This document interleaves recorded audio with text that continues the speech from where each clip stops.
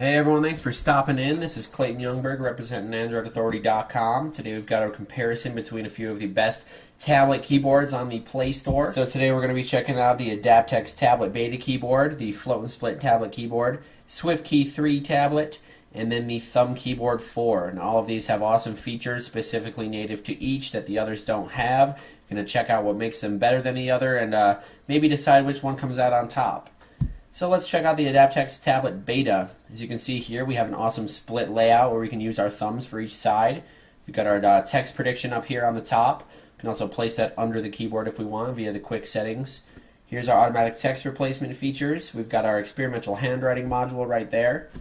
On the bottom left corner, we can choose and sort through our numbers. We have 1 through 6 on the left, and then 5 through 9 and a 0 on the right.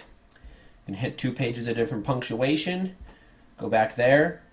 Anyways, we'll go to our quick settings before we type anything. Here we can choose our languages, layouts, and suggestion control. The languages is where we choose through our default downloaded languages.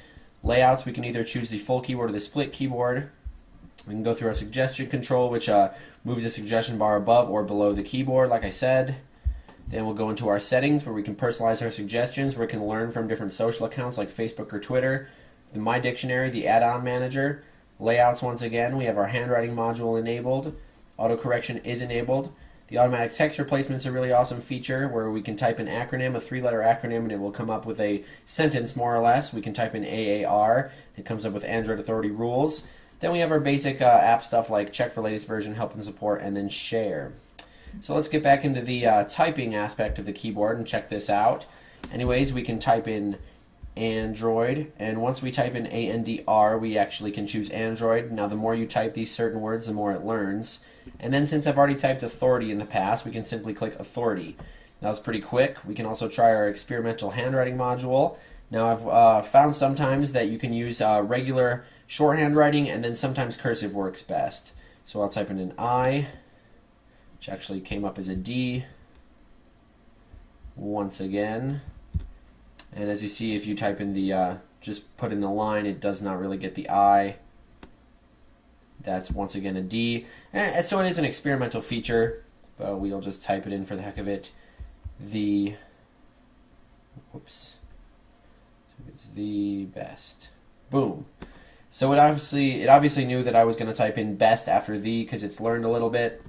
Anyways, let's check out some of our other quick settings. We'll move our suggestion control below the keyboard.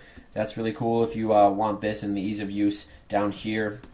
But basically, guys, that's the Adaptex Tablet Beta. We've got a bunch of different themes we can put on here. We've got downloadable languages. We've got automatic text replacement, handwriting, our navigation instead of the handwriting where we can use our arrows. And that's basically it, guys. We can do our next one now, which is the Float and Split tablet keyboard. And what's cool about the Float and Split is it's got a bunch of different layouts. So as you can see here, it's just a regular layout. We could use our fingers to type. Not quite ideal for a tablet in my mind, but we can still kind of move this around, which is awesome. We can resize it. And another awesome thing we can do is press this little button. We have our split interface with our numbers here in the middle. Our settings are located here with our multicolor directional pad. And then we have our punctuation. This is a universal punctuation button throughout all of their themes. Our voice control and then our smileys. Anyways, if we press once again, we can actually have these movable. If we press this actually just moves them up. And then we can bring them back. And then we can actually individually move them if we tap this little cursor and bring them around, which is really awesome because then you can actually set them exactly where you want, wherever you're comfortable holding the tablet. These have text prediction as well. So we'll just type in something, try and type in the same sentence. Android, we got that one. Authority is, of course, the best. And we click. So awesome, that did a great job. We did our typing test there. We'll actually go into our settings now and check out a few of the things. We've got our prediction settings, our appearance setting where we have multiple themes we can choose from. Now whenever we click our appearance settings, we can click our keyboard theme, and what this is actually going to do is put us in the other orientation, but bear with me because we can just check some of these out. We've got all sorts of different themes here. We even have our aqua blue. You can go back. Now I enjoy this one, so I'll just go ahead and keep it on there, press OK. Back to a bunch of other settings we have. We have show number keys row, hints on shortcut keys, portrait mode split key width, the height and the width. We can change the differences in height and width. We have our different vibration modes, our long press options, our key volumes. Under the Fun Factory, we have our keyboard theme once again. We have our font selection, our capitalization mode. We can choose our character size, our font size, choose our font color, our background color, our key color, the action key color. This is a lot of customization involved in the float and split tablet keyboard. As we go to our prediction and completion, we have all of our different autocorrect, autocomplete, auto capitalization, double space insert period, just like a lot of different keyboards. Once again, on our languages, this also has just as many as the Adaptex, but it fails to have the industry specific. But there are plenty of languages. So anyways, that's a really awesome keyboard if you're looking for the most customization you can get. Move on to our next one now. So our next one will be the SwiftKey 3 tablet. Now, along with the Adaptex tablet beta, SwiftKey has done a major improvement with the SwiftKey 3, including user interface as well as some more functional features. Now, as you can see here, we are having a split interface with our numbers here in the middle, and we have our text prediction bar up here on the top. We'll get into our settings before we do a typing test. We long press the SwiftKey key there. We have our settings. We can share the keyboard. We have our support and our voice input. So under our settings here, we have our languages and layouts, a bunch of different languages, none of them being industry specific, unfortunately. We have our personalizations. We can learn from Facebook, much like the Adaptex. We can choose the theme of our keyboard, Cobalt, Hollow, Dark, Light Neon Pumpkin. We have our advanced typing styles and settings. We can choose what we do with the space bar, such as the insert period, just like all the others. We have our stats, which show us how much more accurate we are by using the SwiftKey tablet keyboard. How-to videos support and about the keyboard. Anyways, we'll go back, try our usual sentence. Android.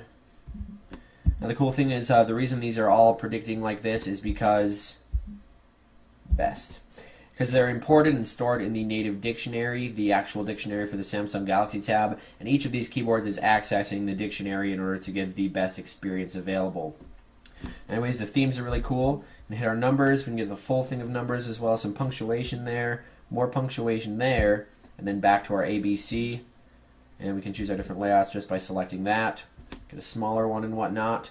So that's awesome. That is the SwiftKey 3 tablet. Now we're going to go to an old classic, the Thumb Keyboard 4 by Beansoft. Now the Thumb Keyboard 4 was actually one of the very first keyboards that utilized the split function for the tablets, so I've always remained a little bit true to it, even though it's just as good as the rest of these. All of these stand up to each other. Anyways, we'll try our sentence on the Thumb keyboard, and then we'll go into some of the settings. Whoa, we don't start off with the. We'll go to Android, and this actually is not importing from the dictionary. We're going to have to choose Android. Nope. And if you look over here, there is no authority. Authority is the best. So one of the downfalls of the Thumb keyboard is that it actually did not access the user dictionary pre-installed on the Galaxy Tab. All the others actually had the Android Authority is the best, all come up in their suggestions in the prediction bar, but not the Beansoft Thumb Keyboard 4. Anyways, we'll just go into our settings here. We can choose our different layouts just like that. Get our full layout there, and then our split once again. We'll go into our settings. Actually, this is not our settings, this is our numbers. We've got our punctuation as well. We've got our numbers here, our navigation with our arrows just like that. Go back there. And then in order to go to our settings, we have to click the Thumb keyboard and then the little settings slider. Now this doesn't have too many settings. It doesn't have as much as the others, and they're not categorized in little menus like that. But we do have our sound settings, haptic feedback. We have our themes that we can choose. We have our honeycomb, our ice cream sandwich, the iPad, wood, glass, gingerbread, nuance blue, nuance red, honeycomb city, a bunch of different themes. If we go all the way through here, we can just keep going. Very cool. Anyways, we'll go back. We have our background. We can choose a custom background, custom colors, font size, keyboard dimensions, colored key blocks. We have our different layouts, our secondary symbol options, our voice input options, our long press options. We can use our contacts, and we can bigram suggestions, where we use previous word to improve suggestions, which we have clicked. Now that's usually a given when you're talking about text prediction, but that's one of the features you can choose with the thumb keyboard. Anyways, you guys, I want your opinion on which one you think is the best. Now, we all had our pros and cons, the Adaptex with a bunch of our languages. We had our float and split with our customizable layout. We have our Swift key with the awesome themes, and then the user prediction help and the accuracy settings. And then we have our thumb keyboard, which was the original split keyboard layout, but fails to have as good as prediction as the others. Anyways, guys, check them out for yourself if you got tablets, and stay tuned with AndroidAuthority.com.